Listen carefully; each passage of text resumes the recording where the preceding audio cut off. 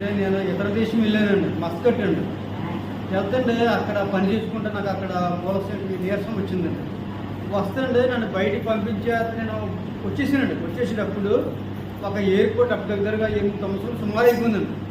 ఎయిర్పోర్ట్లో వచ్చినప్పుడు అండి నా జరిగిన సంఘటన ఏంటంటే నిజమైన నా జీవితంలో జరిగిన సంఘటన మీద సాక్షి చెప్తున్నానండి.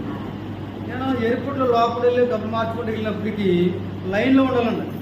వెళ్ళినప్పటికీ నా బ్యాగ్లో నుండి పిస్టల్ బిల్ పెట్టారండి.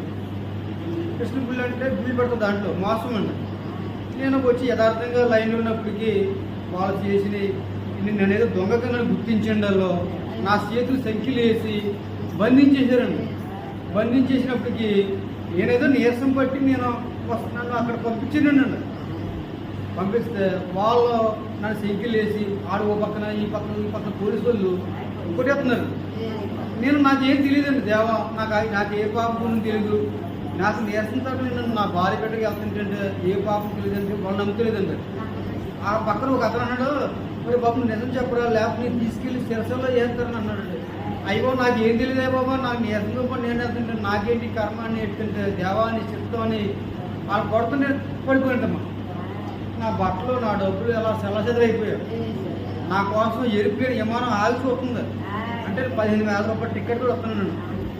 అంటే ఒక్కరి కోసం ఆపేస్తారమ్మా విమానం, ఒక్కరి కోసం ఆపేస్తారు. నా కోసం ఇంచుమించు 30 మంది నా కోసం చూస్తారు విమానంలో.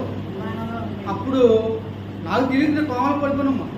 పడిపోతే నా యొక్క కంపెనీకి ఫోన్ చేస్తే వాళ్ళు ఈ అబ్బాయి మామూలుగా వెళ్తలేదు, అబ్బాయి సర్టిఫికేట్ పంపుతున్నాము. అది పంపితే అప్పుడు నేను మొక్కలు నీరు కొడితే బయటకు వచ్చి అప్పుడు నా బట్టలు ఎక్కడున్నాయో నా డబ్బులు ఎక్కడున్నా తెలియదండి.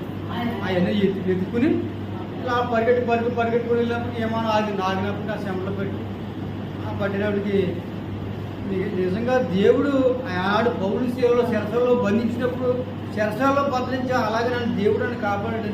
నన్ను కాపాడి రక్షించి ఇవాళ నన్ను నా భార్య బిడ్డ చెంత తీసుకొచ్చేందుకు ఇవాళ మీ మధ్యకి వచ్చి నేను సాక్ష్యంగా చెప్పుకున్నానండి. నాకు దేవుడు ఇచ్చిన సాక్ష్యం బట్టి మరి ముఖ్యంగా విమానం ఎక్కి హైదరాబాద్ శంషాబాద్ దిగిదాకా కూడా తెలియదండి. నేను అక్కడే మా ఇంటికి వచ్చి నాకు అలా తెలియదు.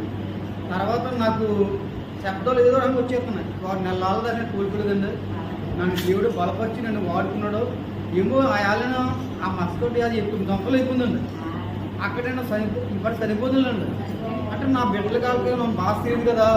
వాళ్ళు ఏమనుకుంటారు, నా కొడుకు చిన్నోళ్ళు ఎప్పుడండి నా కొడుకులు ఏమనుకుంటారు, మా డాడీ వచ్చేస్తారో శాఖ పట్టుకు వచ్చేస్తారో ఏమో పట్టుకొని అలా ఎదురు చూస్తుంటారు.